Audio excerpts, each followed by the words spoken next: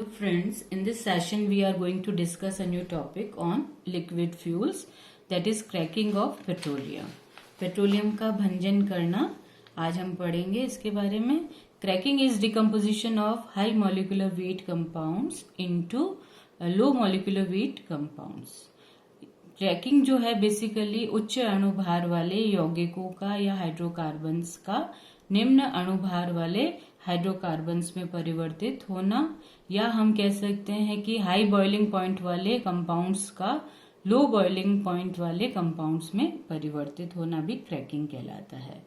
और हम क्या कह सकते हैं, और we can say cracking is the name given to breaking up of large hydrocarbon molecules into smaller hydrocarbon molecules. तो ये भी कह सकते हैं कि जो बड़े हाइड्रोकार्बन मॉलिक्यूल्स होते हैं उनका छोटे छोटे हाइड्रोकार्बन मॉलिक्यूल्स में ब्रेकअप होना, टूटना, उसको भी हम क्रैकिंग कह सकते हैं. और ये जो छोटे हाइड्रोकार्बन मॉलिक्यूल्स हमें प्राप्त हो रहे हैं ये बहुत यूजफुल होते हैं. इस तरह से हम इस प्रोसेस को क्रैकिंग कहते हैं. क्रैकिंग जो है वो उसको अचीव करने के लिए दो स्टेप्स हो सकते हैं, दो प्रोसीजर्स हम फॉलो कर सकते हैं.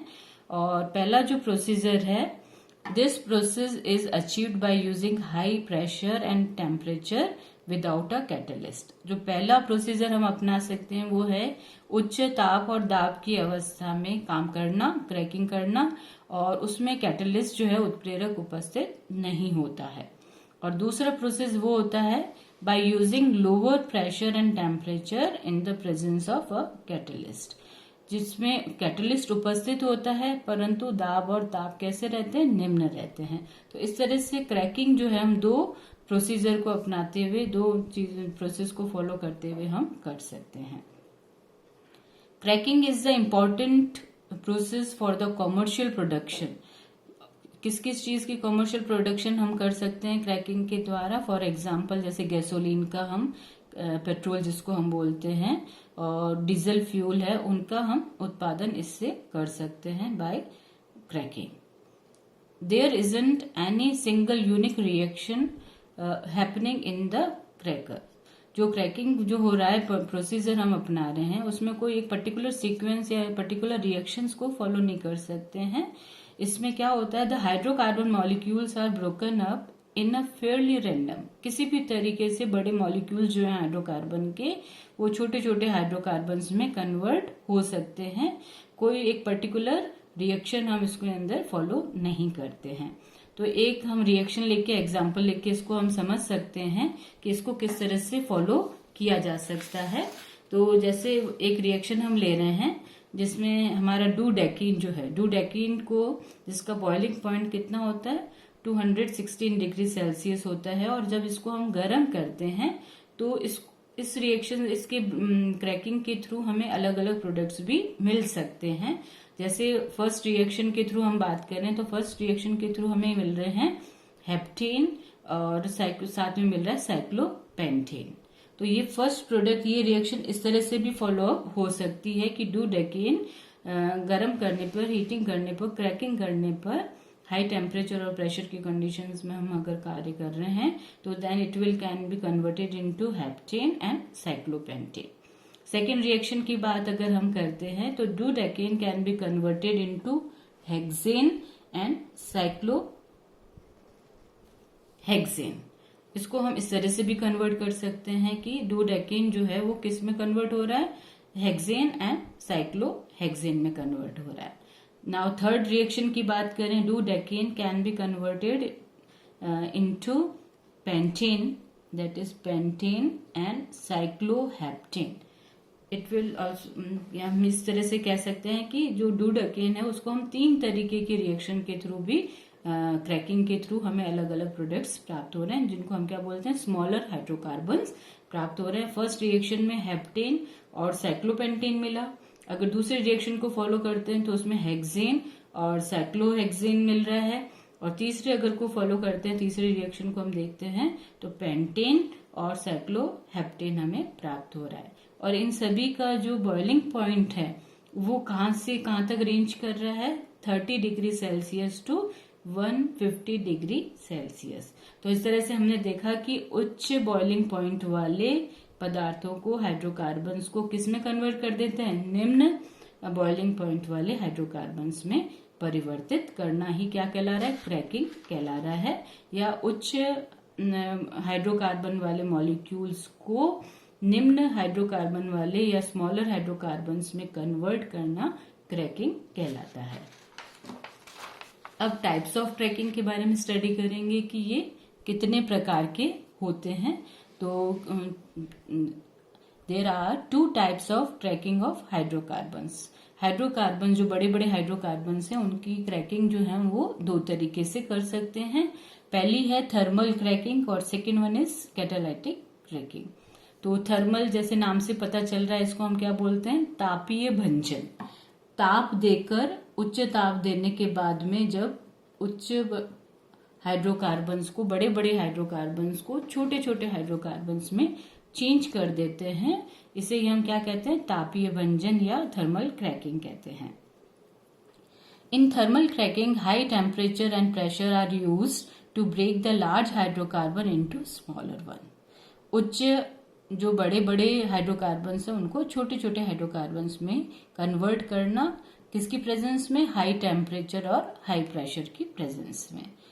Next, thermal cracking gives mixture of products containing high proportion of hydrocarbons with the double bond. तो इस तरह से थर्मल क्रैकिंग के द्वारा, अभी हम देखेंगे रिएक्शन के द्वारा भी, तो इससे जो प्रोडक्ट्स प्राप्त हो रहे हैं उनके जो हाइड्रोकार्बन्स मिल रहे हैं उसके अंदर क्या होता है? डबल बॉन्ड भी, जिसको हम क्या कह सकते हैं? एल्कीन्स भी बनते हैं साथ में। This cracking does not go in the presence of the catalyst. ये उत्प्रेरक की उपस्थिति के अंदर नहीं होता। ये कैसी कंडीशंस में होता है? High temperature and high pressure conditions में होता है। जैसे हम एग्जांपल लेते हैं, ये है डेकेन हमारा C10H22। जब इसकी थर्मल क्रैकिंग करते हैं, तापीय भंजन करते हैं, then it will converted into octane and ethene. अभी हम बात कर रहे थे कि किस में कन्वर्ट हो जाता है? हैविंग डबल बॉन्ड और एल्कीन्स में कन्वर्ट हो जाता है। तो then it will converted into octane. Decane is converted into octane and ethene on thermal cracking. अब बात करते हैं हम कैटालिटिक क्रैकिंग की बात करते हैं। तो इसको किस तरह से किया जाता है? Catalytic cracking is achieved by lowering pressure and temperature in the presence of a catalyst. इसको निम्न ताप और दाब की अवस्था में उत्प्रेरक की उपस्थिति में किया जाता है। और उत्प्रेरक से क्या होता है कि वो रिएक्शन को जल्दी इनिशिएट करता है और कम टाइम में ही हमारी रिएक्शन का कंप्लीशन भी हो जाता है। तो ये बेटर प्रोसेस हम ऑप्ट कर सकते हैं। This cracking gives lighter fractions as compare to the thermal cracking. इसमें जो स्मॉलर हाइड्रोकार्बन्स की बात करते हैं तो वो और भी छोटे छोटे स्मॉलर हाइड्रोकार्बन्स जो हैं इस कैटालिटिक क्रैकिंग से हमें प्राप्त होता है in compare to thermal cracking. तो ये ज्यादा अच्छा प्रोसेस माना गया कैटालिटिक क्रैकिंग जो है। अच्छा क्यों मानते हैं? क्योंकि एक तो इसमें रिएक्शन जल्दी कंप्लीट हो जाता है, दूसरा इसमें जो प्रोडक्ट्स बन रहे हैं हाइड्रोकार्बन्स के वो और भी छोटे छोटे होते हैं, लाइटर फ्रैक्शंस होते हैं in compare to the thermal cracking. Catalyst use in the process that is cracking of petroleum are usually zeolites. Generally हम कौन से काम में लेते हैं? जियोलाइट हमने पहले वाटर सॉफ्टनिंग मेथड्स में हम पढ़ चुके हैं, zeolite method of water softening में। तो जियोलाइट बेसिकली क्या होते हैं? They are hydrated aluminium silicates. इनको हम एज अ कैटलिस्ट काम में लेते हैं। The presence of a catalyst allows for a more controlled reactions. इसमें जो अगर कैटलिस्ट काम में लेते हैं, इसका एक ये भी प्लस पॉइंट है कि इन रिएक्शन को कंट्रोलेबल कंडीशंस में हम कर सकते हैं, बिल्कुल कंट्रोल्ड स्थिति में हम इसको कर सकते हैं। जैसे एग्जांपल ले लेते हैं हम ये एक आपका लंबा बड़ा लॉन्ग चेन हाइड्रोकार्बन नजर आ रहा है और ये अपना एग्जांपल है हेप्टेन का। हेप्टेन जो है, हेप्टेन को जब कैटालिटिक क्रैकिंग करते हैं कैटलिस्ट के प्रेजेंस में, और कैटलिस्ट हम जनरली कौन सा ले रहे हैं? जियोलाइट ले रहे हैं, then it will converted into ethene and alkane कौन सा प्राप्त हो रहा है हमें? पेंटीन। तो heptane on catalytic cracking gives us ethene and pentane. तो इस तरह से हमें और भी छोटे छोटे प्रोडक्ट्स प्राप्त होते हैं थ्रू कैटालिटिक क्रैकिंग के द्वारा। इसीलिए हम इसको क्या कहते हैं, बेटर ऑप्शन माना जाता है कि इससे जो हाइड्रोकार्बन्स हमें प्राप्त हो रहे हैं after cracking, they are in the lighter fractions. Okay, thank you.